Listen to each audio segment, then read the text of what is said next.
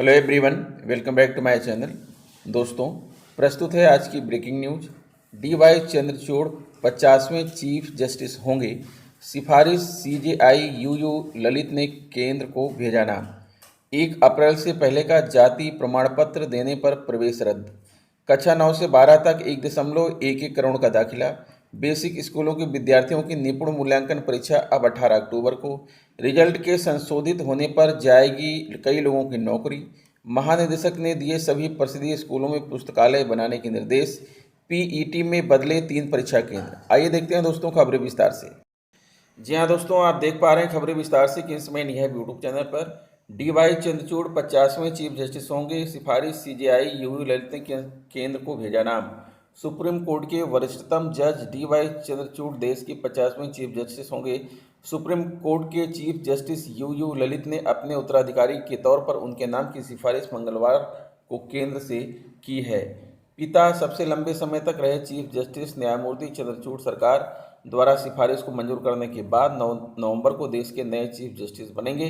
वह 10 नवंबर 2024 को सेवानिवृत्त होंगे। वह देश के सबसे लंबे समय तक चीफ जस्टिस रहे वी चंद्रचूड़ के बेटे हैं। उनके पिता 22 फरवरी 1978 से 11 जुलाई 1985 तक यानी लगभग 7 वर्ष तक देश की न्यायपालिका के शीर्ष पद पर कार्यरत रहे।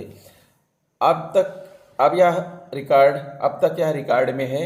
जस्टिस ललित 8 नवंबर को सेवानिवृत्त होंगे। चीफ जस्टिस ललित 8 नवंबर को सेवानिवृत्त होंगे। उनका 74 दिन का कार्यकाल रहेगा। निवर्तमान मुख्य न्यायाधीश ललित ने अपनी सिफारिश का पत्र न्यायमूर्ति चंद्रचूड़ को सौंपा।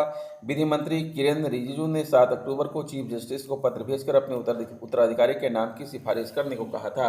इसकी सिफारिश करते हुए जस्टिस ललित ने सुप्रीम कोर्ट के सभी न्यायाधीशों से सुबह 10:15 बजे न्यायाधीशों के लाउंज में एकत्रित होने का अनुरोध किया। इसके बाद उन्होंने न्यायमूर्ति चंद्रचूड़ को पत्र सौंपा।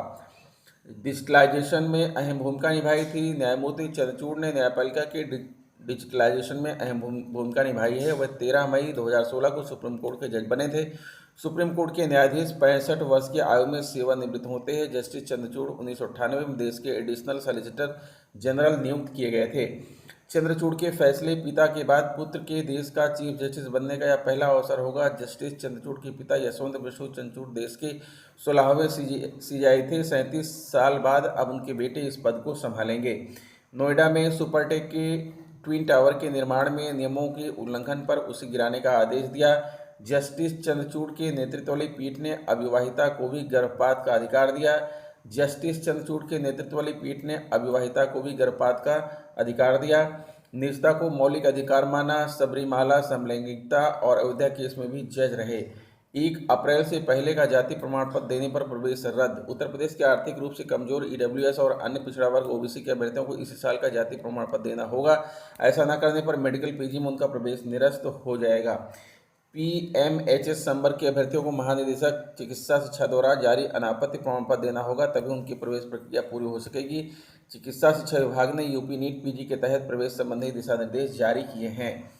कक्षा 9 से 12 तक 1.11 करोड़ का दाखिला। यूपी बोर्ड से जुड़े 28,000 से अधिक राजकीय सहायता प्राप्त और वित्तविहीन स्कूलों में 2022-23 शैक्षणिक सत्र में कक्षा 9 से 12 तक में 1 करोड़ 11 लाख से अधिक छात्र छात्राओं ने प्रवेश लिया है। बोर्ड ने कक्षा 9 व 11 के अग्रिम पंजीकरण और 10 व 12 की बोर्ड परीक्षा के फॉर्म भरने के लिए 10 अक्टूबर तक का मौका दिया था। बोर्ड की ओर से मंगलवार को जारी आंकड़ों पर गौर करें तो कक्षा 9 व 11 में 52,38,744, जबकि कक्षा 10 व 12 में 58,67,329, कुल 1 करोड़ 11 लाख 6,073 छात्र छात्राओं का पंजीकरण हुआ है।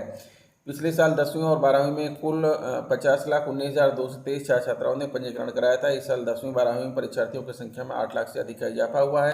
वहीं कक्षा 9 व 11 में 8 लाख से अधिक की कमी आई है। पिछले साल कक्षा 9 और 11 में क्रमशः 31,90,936 व 26,76,753, कुल 58,67,689 बच्चों का पंजीकरण हुआ था। सूत्रों के अनुसार 2023 की बोर्ड परीक्षा के लिए केंद्र निर्धारण नीति का प्रस्ताव बोर्ड की तरफ से शासन को भेज दिया गया है। लखनऊ परिषदीय स्कूलों के विद्यार्थियों और कस्तूरबा गांधी बालिका विद्यालय केजीबीवी की 8वीं तक की छात्राओं का शैक्षिक स्तर आंकने के लिए पायलट आधार पर लखनऊ मंडल में होने वाली निपुण मूल्यांकन परीक्षा नेट अब 15 अक्टूबर की बजाय 8 अक्टूबर को होगी, क्योंकि 15 व 16 अक्टूबर को पीईटी 2022 का आयोजन होना है। महानिदेशक स्कूल शिक्षा के आदेशानुसार कक्षा 1 से 3 तक के बच्चों की परीक्षा सुबह 9:30 बजे से और कक्षा 4 से 8 तक के विद्यार्थियों की परीक्षा दोपहर 12:30 बजे से 2 बजे तक होगी। इस पायलट परीक्षा में लखनऊ मंडल के लखनऊ, रायबरेली, हरदोई, लखीमपुर खीरी, उन्नाव, सीतापुर जिले के प्रसिद्ध विद्यालयों के विद्यार्थी और केजीबीवी की छात्राएं शामिल होंगी। रिजल्ट के संशोधित होने पर जाएगी लोगों की नौकरी। प्रयागराज प्रदेश के अशासकीय सहायता प्राप्त महाविद्यालयों में असिस्टेंट प्रोफेसर भर्ती के तहत 4 विषयों के परिणाम संशोधित होने के बाद कई अभ्यर्थियों की नौकरी जाएगी। चारों विषयों में चयनित अभ्यर्थियों को नियुक्ति मिल चुकी है। उत्तर प्रदेश उच्चतर शिक्षा सेवा आयोग यूपीएचईएससी जल्द ही संशोधित परिणाम जारी करेगा। आयोग की ओर से विज्ञापन संख्या 50 के तहत विधि को छोड़कर बाकी सभी विषयों के परिणाम जारी किए जा चुके हैं। जिन विषयों के परिणाम घोषित किए गए उनके चयनित अभ्यर्थियों को उच्च शिक्षा निदेशालय की ओर से ऑनलाइन काउंसलिंग के माध्यम से नियुक्ति पत्र भी जारी किए जा चुके हैं। अभ्यर्थियों को असिस्टेंट प्रोफेसर भर्ती के जिन 4 विषयों को लेकर विवाद है उनमें संस्कृत, अर्थशास्त्र, गणित और शारीरिक शिक्षा शामिल हैं।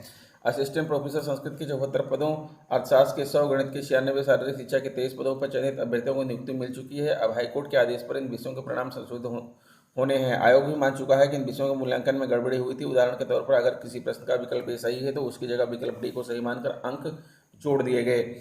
ऐसे में कई अभ्यर्थी बहुत ही मामूली अंकों के अंतर से चयनित होने से वंचित रह गए। आयोग के अध्यक्ष प्रोफेसर ईश्वर शरण विश्वकर्मा ने इसकी जांच भी शुरू कर दी है। वहीं अभ्यर्थियों का दावा है कि अगर मूल्यांकन सही तरीके से हुआ तो उनका चयन तय है। परिणाम संशोधित होने के बाद ऐसे अभ्यर्थी मेरिट में शामिल हो जाएंगे। असिस्टेंट प्रोफेसर की सीटें निर्धारित हैं, सो मेरिट में नीचे रह गए अभ्यर्थियों को नियुक्ति के बाद भी नौकरी से वंचित होना पड़ेगा। महानिदेशक ने दिए सभी परिषदीय स्कूलों में पुस्तकालय बनाने के निर्देश। लखनऊ परिषदीय स्कूलों में पठन पाठन का माहौल बनाने के लिए महानिदेशक स्कूल शिक्षा विजय आनंद ने पुस्तकालयों की स्थापना के निर्देश दिए हैं। पुस्तकालयों में विभिन्न आयु वर्ग के लिए पुस्तकें उपलब्ध कराने को कहा है। उन्होंने कहा कि जहां पुस्तकालय के लिए अलग से कक्ष नहीं है वहां प्रत्येक कक्षा में रीडिंग कॉर्नर बनाया जाए। इस संबंध में उन्होंने सभी बीएसओ को निर्देश जारी किए हैं। इसमें उन्होंने कहा कि बच्चों में पढ़ने की आदत विकसित करने के लिए निर्धारित समय सारणी के अनुसार बच्चों को पुस्तकें पढ़ने का अवसर उपलब्ध कराया जाएगा। लखनऊ परिषदीय स्कूलों के विद्यार्थियों और कस्तूरबा गांधी बालिका विद्यालयों केजीबीवी के 8वीं तक की छात्र छात्राओं को शैक्षिक स्तर आंकने के लिए पायलट आधार पर लखनऊ मंडल में होने वाली निपुण मूल्यांकन परीक्षा अब जो है उत्तर प्रदेश अधीनस्थ सेवा चयन आयोग ने प्रारंभिक अर्हता परीक्षा पीईटी 2022 में श्रावस्ती और बलरामपुर में 3 परीक्षा केंद्र बदले हैं। आयोग ने श्रावस्ती में अमवा भिनगा स्थित बलदेव प्रसाद नागरिक इंटर कॉलेज में बनाए गए परीक्षा केंद्र की जगह अब गौरीशंकर टंडन नेहरू स्मारक इंटर कॉलेज को परीक्षा केंद्र बनाया है। तो दोस्तों ये रहा आज का ब्रेकिंग न्यूज। आशा करता हूँ वीडियो आपको अच्छी लगी होगी। अगर वीडियो अच्छी लगती है प्लीज़ हमारे चैनल को सब्सक्राइब करके बेल आइकन को प्रेस कर दीजिएगा। मिलेंगे आपसे नेक्स्ट वीडियो में कुछ नई जानकारी लेकर। तब तक के लिए नमस्कार।